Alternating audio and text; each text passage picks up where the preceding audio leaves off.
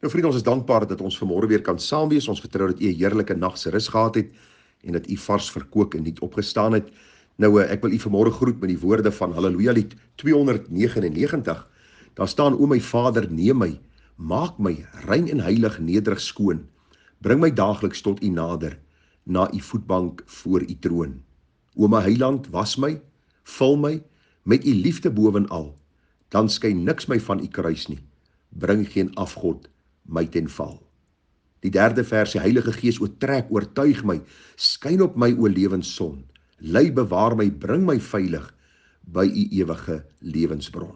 Nou hierdie lied was vir my so van toepassing op hierdie kort reeksie wat ons tans hanteer uit Efesiërs 4 vers 1 tot 3, die gedagte van nederigheid en sagmoedigheid en lankmoedigheid, en dan ook vanmôre die gedagte wat ons gaan hanteer terwyl ons mekaar in liefde verdra. Nou ek het vir julle gesê, hierdie is 'n kort onderbreking van ons reeks oor die gelykenisse in die Bybel, en juis omdat ons mekaar moet oproep tot 'n waardige wandel. Ek het vir julle gesê, ons almal is geroepenis van die Here, en daarom sê die apostel Paulus, as kinders van die Here moet ons wandel waardig die roeping waarmee ons geroep is.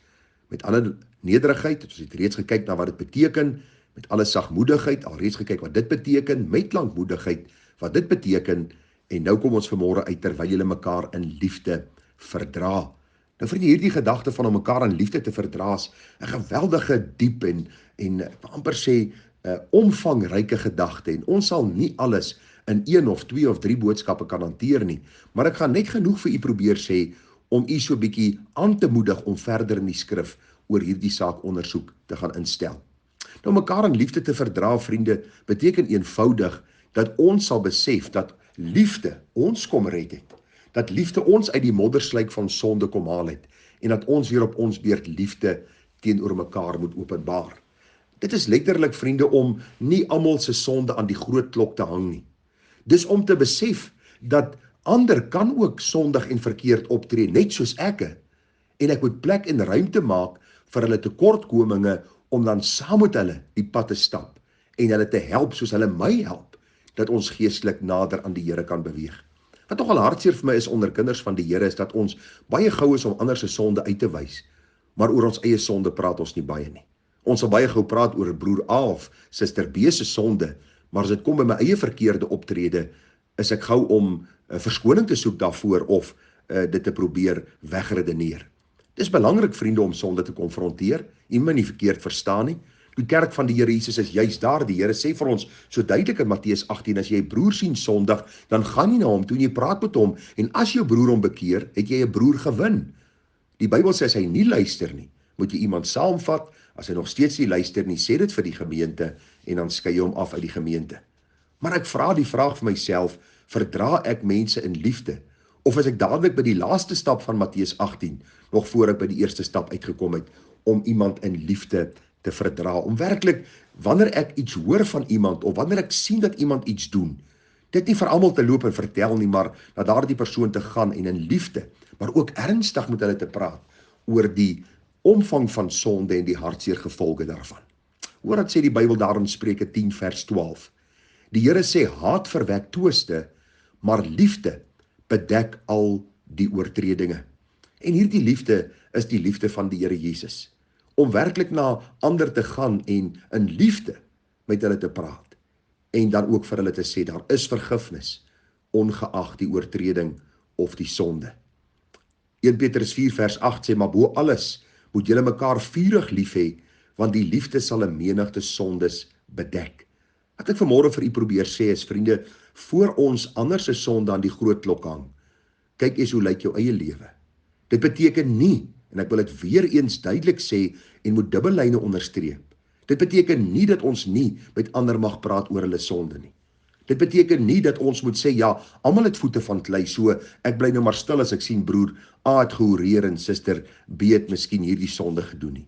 Nee, maar terwyl ek op my eie lewe let, en terwyl ek wandel in die liefde van die Here, gaan ek met dieselfde gesindheid na daardie persoon wat oortree het, en ek vra, Here, help my, dat ek hierdie persoon soos brandhout uit die vuur kan ruk, dat ek werklik vir hulle kan wys op hulle verkeerde dade, en hulle ook kan verdra in die liefde waarmee u my lief gehad het. Hierdie woordjie liefde, soos u nou seker alreeds weet, is die woordjie agape of die goddelike liefde.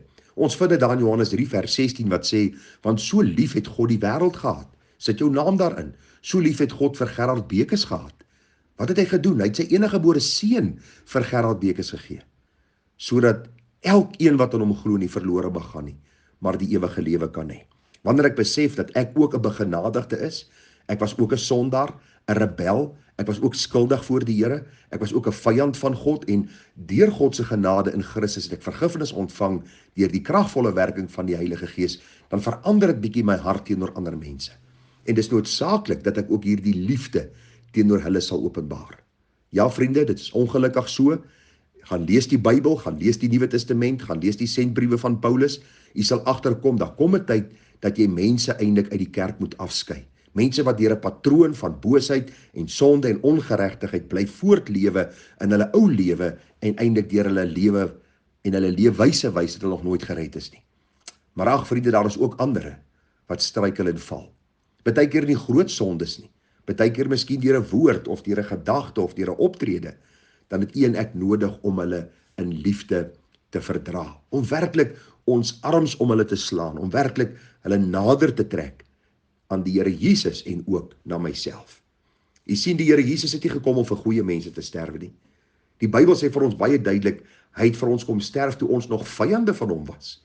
Ons het nie sy redding verdien nie, maar vriende, hy het dit vir ons kom gee. Daarom sê die Bybel in Romeine 5 vers 8, God bewys sy liefde tot ons daarin dat Christus vir ons gesterf het toe ons nog sondaars was. En dit is belangrik om dit te onthou.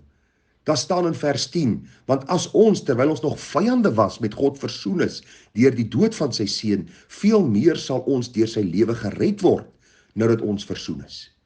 U sien, is noodsaaklik om hierdie liefde, wat aan my geopenbaar is, ook weer aan ander te openbaar. Maar nou ook 'n groot saak in die Bybel. Hierdie liefde, vriende, is ook vir ander mense wat nog nie deel is van die kerk van die Here Jesus nie. Mense wat nog nie gered is nie. Ongeredde mense. Matteus 5:43 sê, julle het gehoor dat daar gesê is, jy moet jou naaste lief hê en jou vyande moet jy haat. Maar ek sê vir julle, julle moet julle vyande lief hê, seën die wat vir julle vervloek, doen goed aan die wat vir julle haat en bid vir die wat julle beledig en julle vervolg, sodat julle kinders kan word van julle Vader wat in die hemele is, want hy laat sy son opgaan oor die slegtes en die goeies, en hy laat reën op die regverdiges en onregverdiges.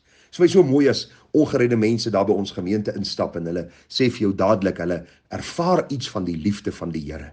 So mooi as hy so getuienis skryf, en hierdie liefde verdra nie hulle sonde nie. Deur die kansel, deur die prediking, deur die boodskappe, deur die Bybelstudies, word sonde altyd aangespreek. In ons persoonlike gesprek, as ons agterkom hierdie persoon ken nie die Here nie, dan roep ons hulle op tot redding en ons roep hulle op tot bekering.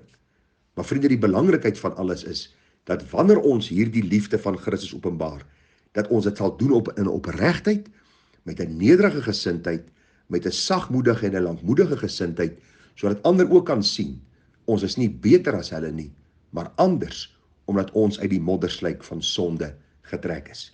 Soos die apostel Paulus sê, dat ons moet waardig wandel die roeping waarmee ons geroep is, en mekaar in liefde verdra, dan beteken dit dat ons in die eerste plek by die huisgenote van die geloof moet begin. Daar die mede-lidmaat, mede-broer en suster in die gemeente, daar die ander kinders van die Here, om werklik, 'n genade aan hulle te bewys, en liefde aan hulle oor te dra, sodat hulle ook saam met my kan groei, want u sien, die liefde, sê die Bybel, bedek 'n menigte van oortredinge. Mag u en ek 'n liefdevolle gesindheid hê teenoor ander, en mag ons elke dag bid vir wysheid hoe om sake te hanteer, sodat ons Vader, Seun en Heilige Gees kan verheerlik, kan groei in die gemeente waar die Here ons geplaas het, kan groei na mekaar toe, en so 'n band van eenheid kan vorm waaroor ons môre gaan praat, want môre se gedagte gaan oor om ernstig te streef om die eenheid van die Gees te bewaar, deur die band van die vrede, en hoe dit ook van toepassing is op dit wat ons alreeds hanteer het. Mag die Here ons genade gee, mag ons verder daaroor lees en dink en bepeins en daaroor bid, en mag die Here vir ons werklik 'n goddelike liefde gee, sodat ons ander kan verdra, soos hy ons verdra, dag na dag. Baie seën, groete en liefde vir u. Tada.